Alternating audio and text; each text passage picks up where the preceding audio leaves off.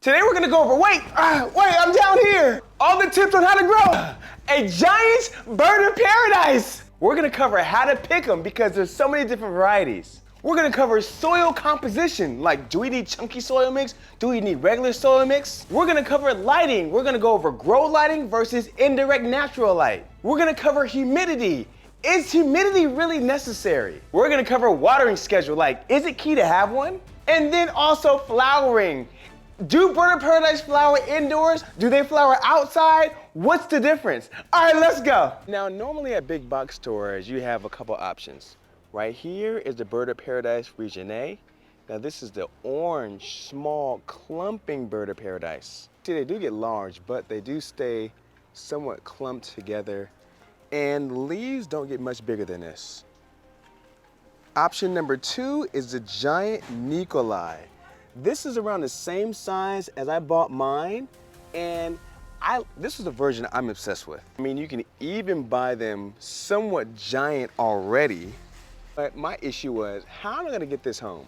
So that's why I started small, because if I could, I would, not gonna lie. Okay, say we pick the bird of paradise that we like so. Now, here's the next step. We must inspect it for bugs, because we don't want to take any critters home with us.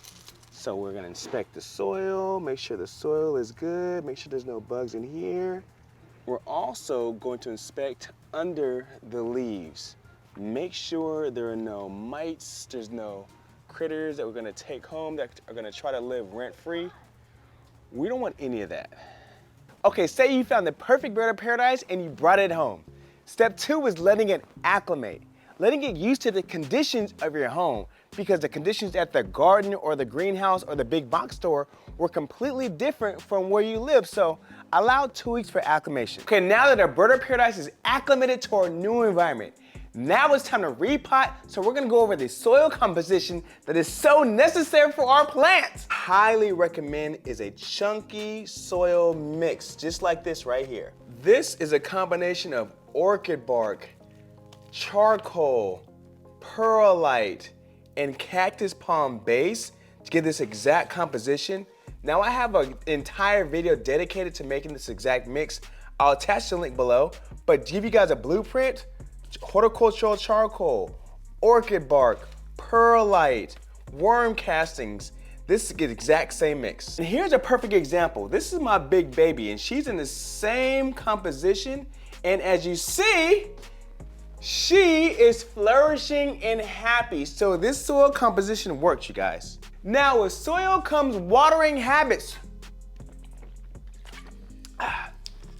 No, I do not give her this sparkling water. Just to be clear, she gets grade A tap water. It's not filtered, it's straight from the faucet. But here's the key.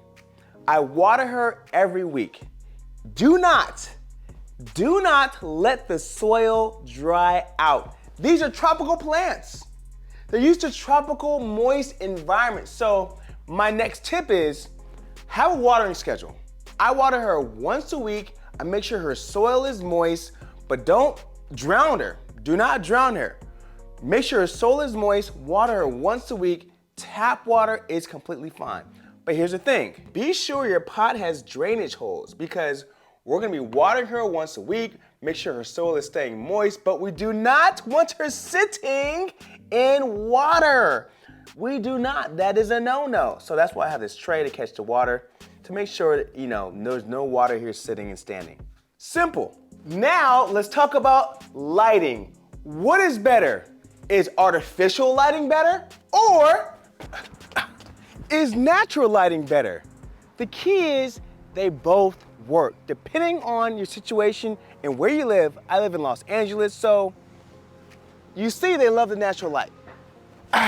So they both work, but if you're looking for a great quality indoor grow light, now let me tell you, they're not sponsoring me, they're not paying me. They should. I recommend Sansai. Honestly, they're just a good full spectrum light. It's not gonna break the bank, and they clearly work. I use them on all my plants, you guys.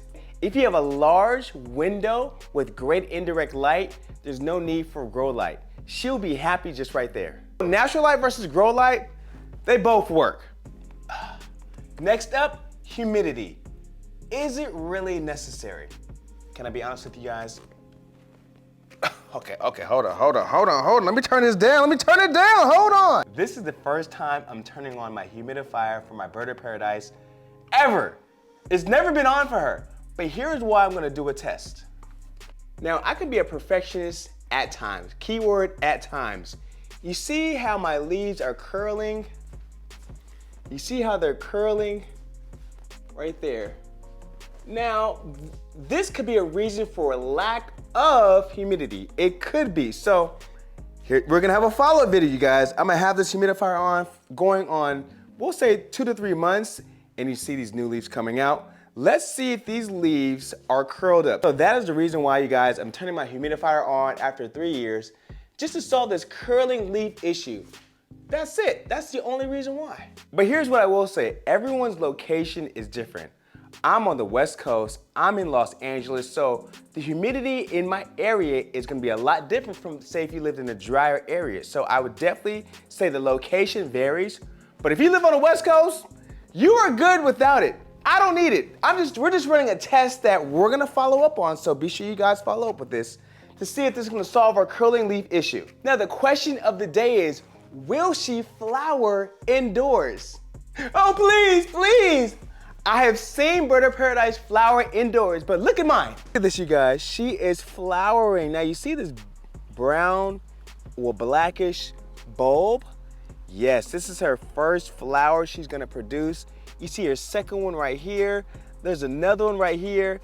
We can say she likes this situation right here. This is an honest, great situation for her. So this flower right here is gonna shoot out like crazy, and it is huge. It's almost the size of my hand.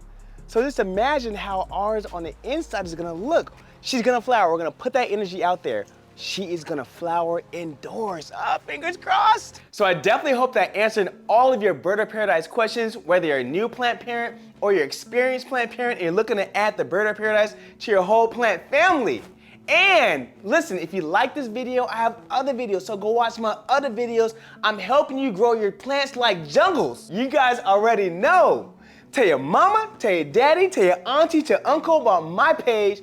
My name is Jason. Everyone drop a comment on their favorite plant below and drop your city. I wanna know where all my family's from.